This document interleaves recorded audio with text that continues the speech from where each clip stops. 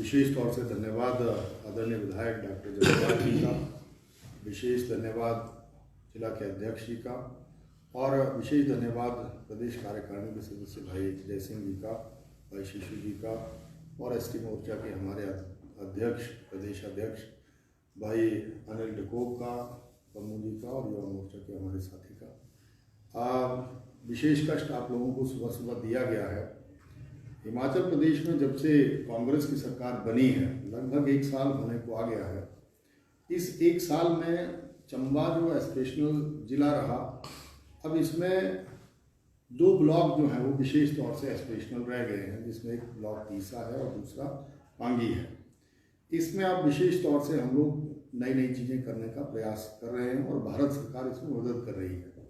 लेकिन दुर्भाग्य की बात है कि जब से यहाँ कांग्रेस की सरकार बनी है, कांग्रेस ने जिस तरह का शोषण चंबा जिला में किया है, उसके बहुत सारे सबूत जो हैं वो लगातार आपके माध्यम से, सोशल मीडिया के माध्यम से, प्रिंट और इलेक्ट्रॉनिक हर तरह से जो है वो लोगों के सामने आ रहे हैं।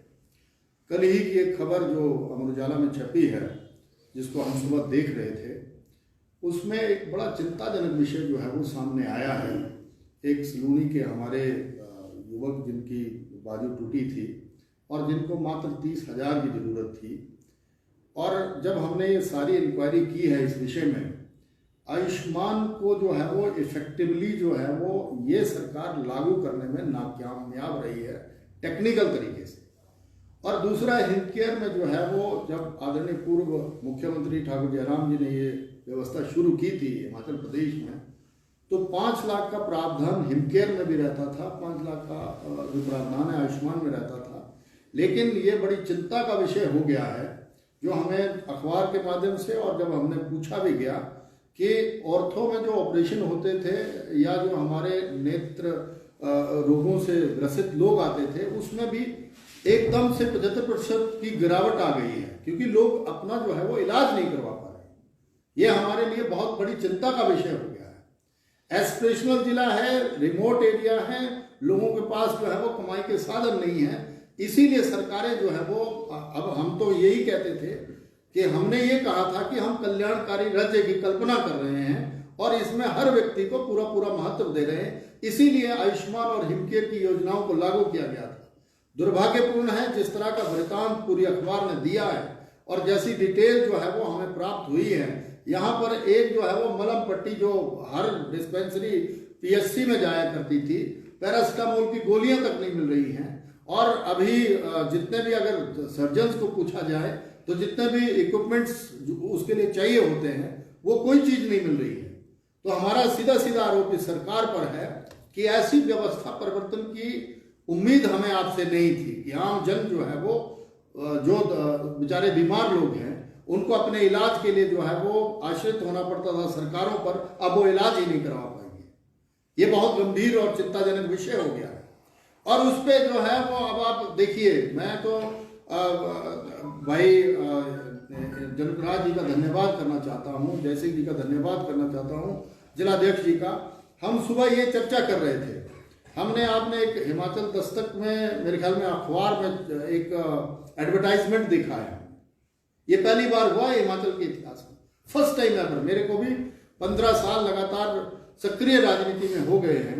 अंतर्राष्ट्रीय कुल्लू मेले में जो एडवर्टाइजमेंट कृषि मंत्री जी की, चंद्र कुमार जी की लगती है, वो सरकारी कर्मचारी जो है वो पहली बार उनको ऐड लगा रहे हैं विद फोटो, कि फलाना अधिकारी जो है वो चंद्र कुमार जी की फोटो के साथ अपनी फोटो लगा करके ऐड कर रहा है।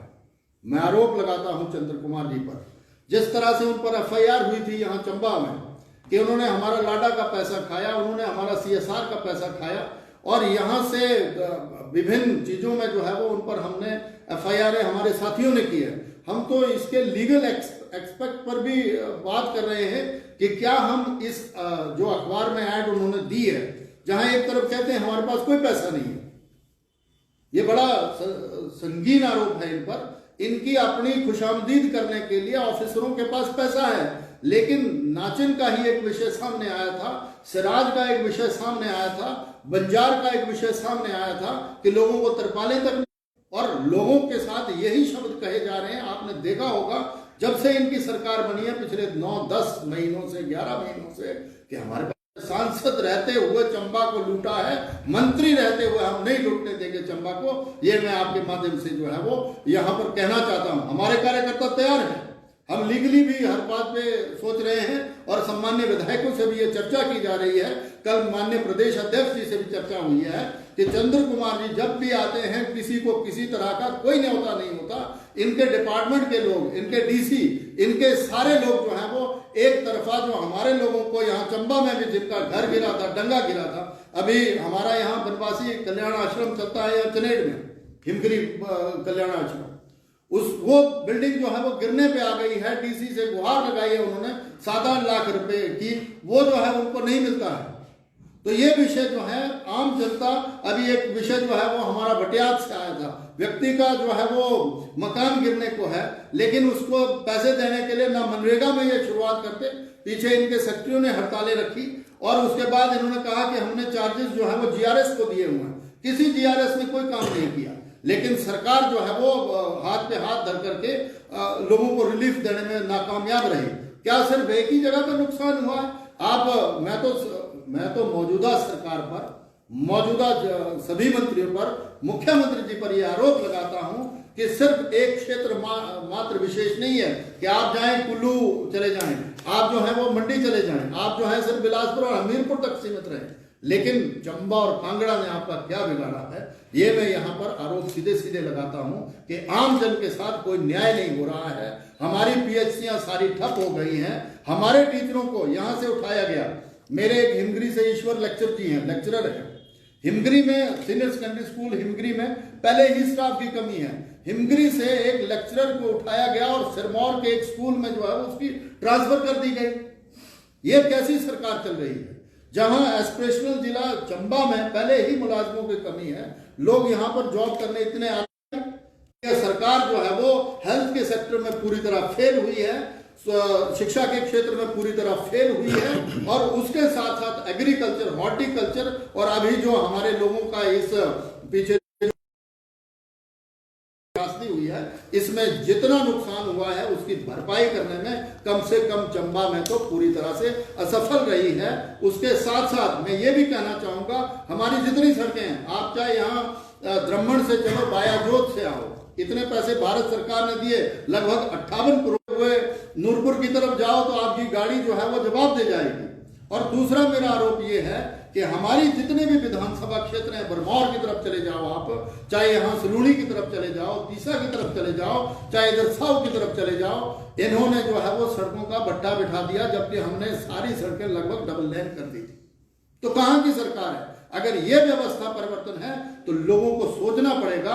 इन्होंने जो गारंटियां दी थी, अब आपको याद होगा कल माननीय अध्यक्ष साहब ने भी कहा कि अब यहाँ की मां बहनों को इनसे पूछना चाहिए कि वो जो इन्होंने कहा था 1500 रुपए हम देंगे और 1 लाख युवाओं को रोजगार देंगे, कोई भर्ती नहीं हुई। स्कूलों में ऐसा है, टीजीटी साइंस और टीजीटी आर्ट्स, इवन उनकी भी कमी हो गई है। प्राइमरी स्कूल्स जो है वो खाली हो गए हैं। सिंगल टीचर, अब ये आंकड़ा एक्चुअल मेरे पास है नहीं, लेकिन सिंगल टीचर जो स्कूल्स है वो इतने बढ़ गए हैं कि स्कूल चलाने मुश्किल हो गए हैं। तो ऐसी अव्यवस्थित सरकार ये चल रही है। मेरा तो मानना ये है कि ये सरकार जो है वो 3-4 महीनों की ही मेहमान है, जो सच्चाई है। जैसे ही केंद्र के हमारे चुनाव होंगे, उसके बाद जनता जो है वो जिस तरह से हमारे सांसदों को जिता करके भेजेगी, माननीय प्रधानमंत्री हैट्रिक लगाएंगे दिल्ली में, वैसे ही हम जो है वो इस सरकार को जो है वो हरिद्वार की तरफ भेज देंगे, ऐसे ही हमें लग रही है संभावना। और मेरा ये निवेदन है आप लोगों से कि आप लोगों का सहयोग, आप लोगों का आशीर्वाद सब जनता को चाहिए, और गलत जो मुद्दे हैं इस तरह के वो जनता के उजागर होने चाहिए। और मेरा जो आरोप माननीय मिनिस्टर चंद्र कुमार जी पर है कि उनको ये आप जवाब देना ही पड़ेगा कि चंबा का पैसा जब वो सांसद थे तब भी उठाया, और आजकल वो किस लिए चंबा आ रहे हैं ये भी हमें जो है वो बताएं, और श्वेत पत्र एक तरह का जारी करें कि मैंने जो है वो सांसद रहते हुए ये किया था और मिनिस्टर रहते हुए 1 साल में ये किया है। नहीं तो चंबा के आमजन, भारतीय जनता पार्टी के कार्यकर्ता उनको चंबा नहीं आने देंगे। हम भी, हमारे कार्यकर्ता, हम सब लोग घेराव करेंगे उनका। ये मेरा निवेदन है उनसे, उनको इस पे जो है वो अमल करना चाहिए और इस पर संज्ञान लें वो, ऐसा मुझे कहना है। जी, मेरी तरफ से तो इतना ही है। मैं आग्रह करूंगा डॉक्टर जानी जी से कि वो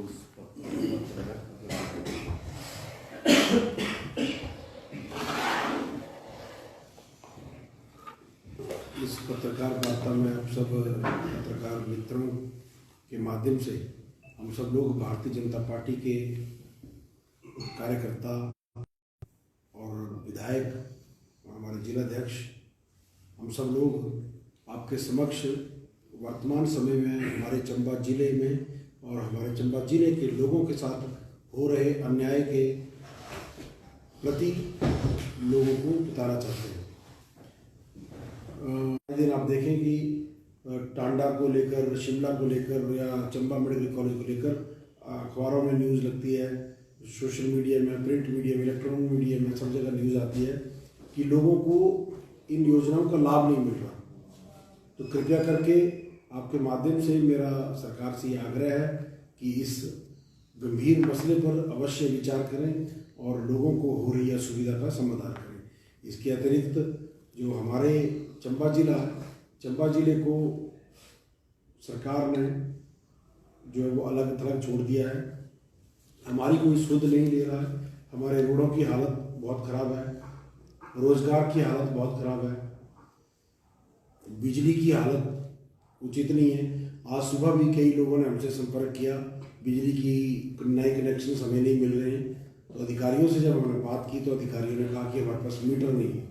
और ये समस्या केवल मेरे विधानसभा क्षेत्र की नहीं, ये प्रदेश भर में ये समस्या है कि बिजली के जो जरूरी उपकरण हैं, चाहे मीटर हैं, चाहे कंडक्टर हैं, चाहे ये PVC वायर है, इन चीज़ों की उपलब्धता नहीं है। पानी के कनेक्शन लोगों को नहीं मिल रहे।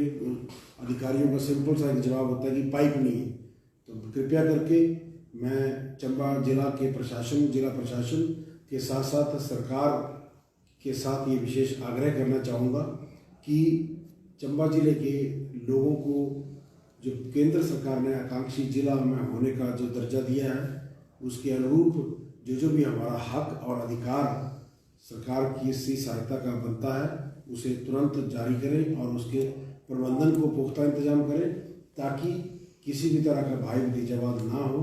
देखिए, सरकारें बनती रहेंगी, टूटती रहेंगी, ये एक अलग विषय है, परंतु प्रत्येक सरकार जो है वो जन कल्याण के लिए कार्य करेगी, ऐसा हमारा संविधान बताता है।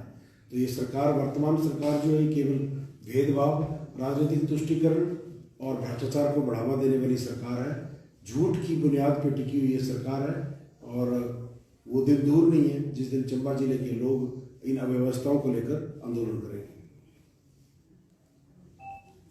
तो ये चंबा से जो भेदभाव हो रहा है, इसको लेकर भाजपा सरकार के खिलाफ क्या आगामी कदम उठाएगी?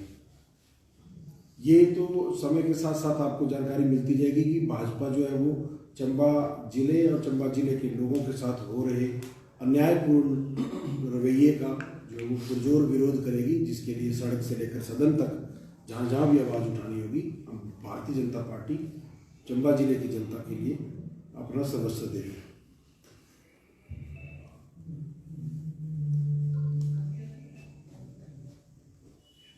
ओके, ठीक है, थैंक यू सर। धन्यवाद सर।